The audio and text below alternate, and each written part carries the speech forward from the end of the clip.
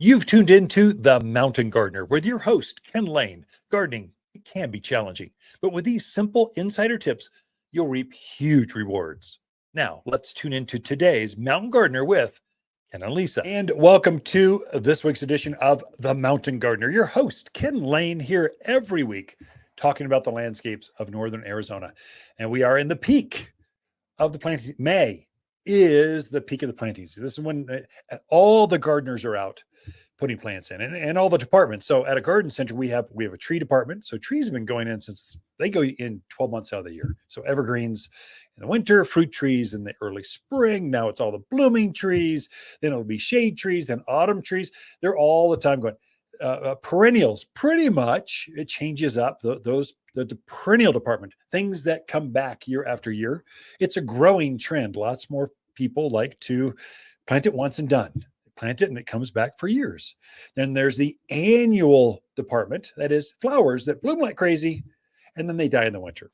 So that one's only, May is the time for that. Vegetables, May is the time. Herbs. So if you're thinking about lemongrass and tarragon and curry and all the freaky, weird, different, unusual, I can't find that anywhere kind of herbs, now is the time. This is when you find them. And when you see them at a garden center, don't think, just grab them. So you go, oh, I've been looking for that kind of curry or Thai basil or strawberry mint. Just grab it. Because literally there's so many gardeners at the garden center in May that it can literally be gone that afternoon. A whole tray, 3 or 4 flats can be gone. So cilantro, that's an unusual one. Grab it while you can. Not putting pressure on you to buy now, but our garden centers, especially on the specialty crops, we don't commit that much. We don't have greenhouses filled. We go, well, let's grow 4 flats, and that's all we'll need because it's such an unusual type of, bay laurel. You just don't have that many that you sell, but they came in this week. So it's that kind of stuff. Cuban oregano, huge, thick, leathery oregano, very fragrant, pungent, just kind of, oh, my mouth just watered thinking about using it in the kitchen. And then all the other variegated, you've got Greek, you've got Italian, French, you've got all the varieties, red, there's all kinds of varieties. Now's your peak time. Several folks have been asking, yeah, but Ken, I was always told, wait till Mother's Day. Listen, if you wait till Mother's Day, it may be too late. You grab them when you can. And I think you can put them in. And if you see the weather in your neighborhood dropping down into the 30s, throw a sheet over them. Anything will keep the frost off. And it won't freeze very hard. It'll just be a flash, like boom, frost, and it's gone.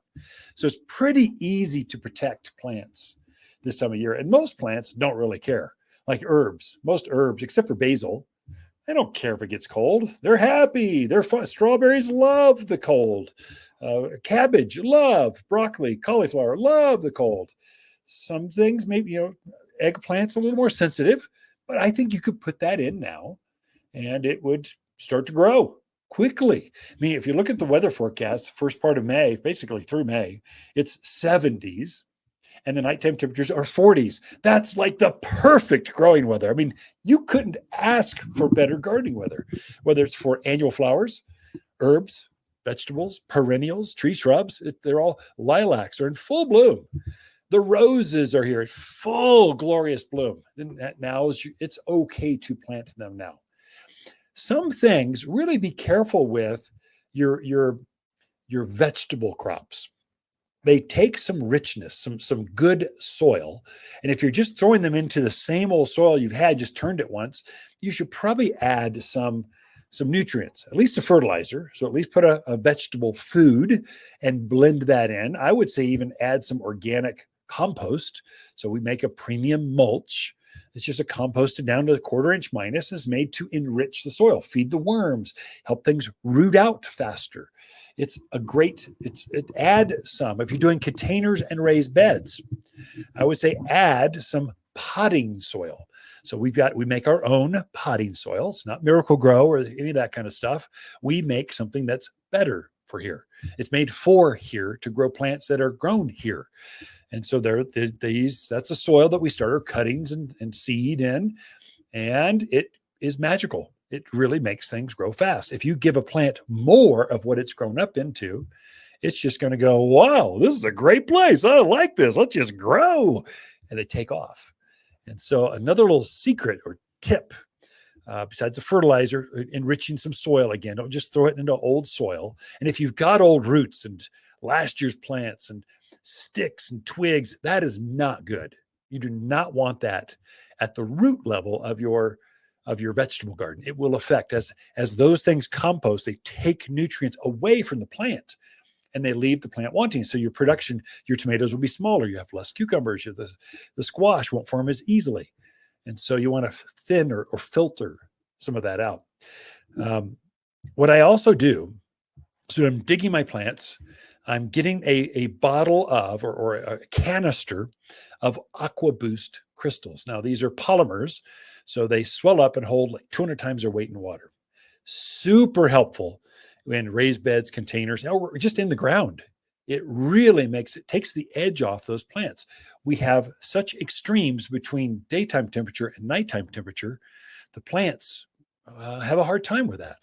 And so that they can get real hot in the summer, in the day. And so the fruit will shrink as it's trying to take up enough moisture. And then in the evening, it almost gets too wet.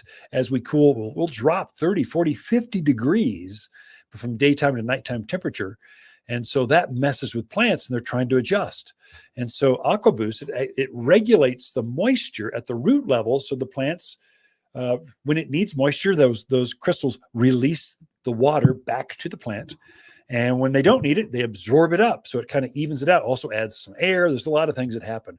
We actually dip our polymers into mycorrhizal colonies. These are beneficials that attach themselves to roots of plants and extend the root hairs of plants. There's a symbiotic thing that happens. We're going deep into botany now, but it works. I mean, it really works. And so whenever I plant flowers, especially vegetables, herbs, I'm going to add just maybe a tablespoon. Just sprinkle at the bottom of the hole and then plant your plant.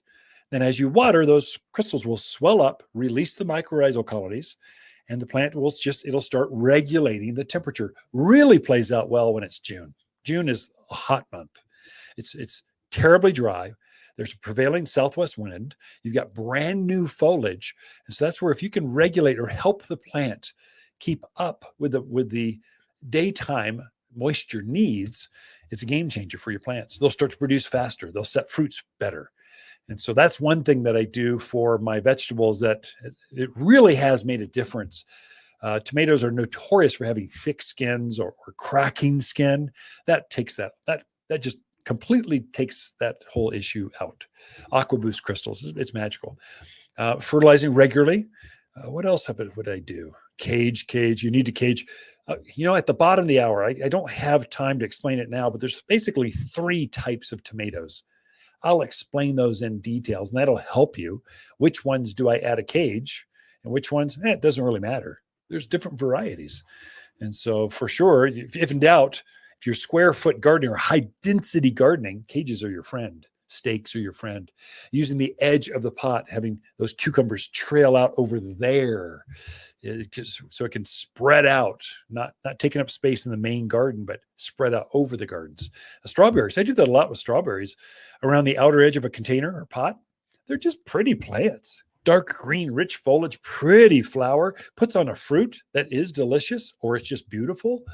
It's just a pretty plant, and it's aggressive. So when they're happy, they put on these long tendrils. So they're real pretty at the container's edge or at the front edge of a raised bed, because they just look like your gardens are overflowing with life and wanting to just jump out of the bed and come eat dinner with you or something. You want happy plants and happy gardens. And if it looks like they're overflowing their beds, that's a good look. I think you're good to go.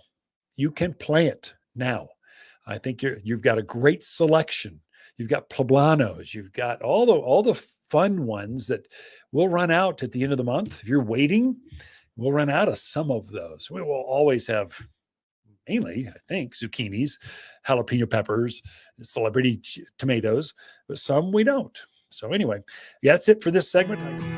Look, If your mom, wife, or mother-to-be enjoys dead cut flowers and the peace that comes when dining with all those kids, then by all means, take her to your favorite buffet. But if she really loves her garden, a gift card from Waters makes perfect sense.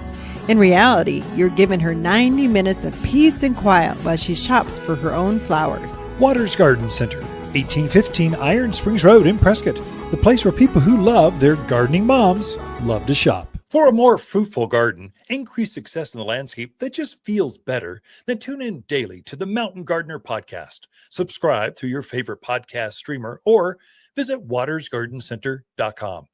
Better yet, visit me directly right here at Waters Garden Center. Thanks for tuning in.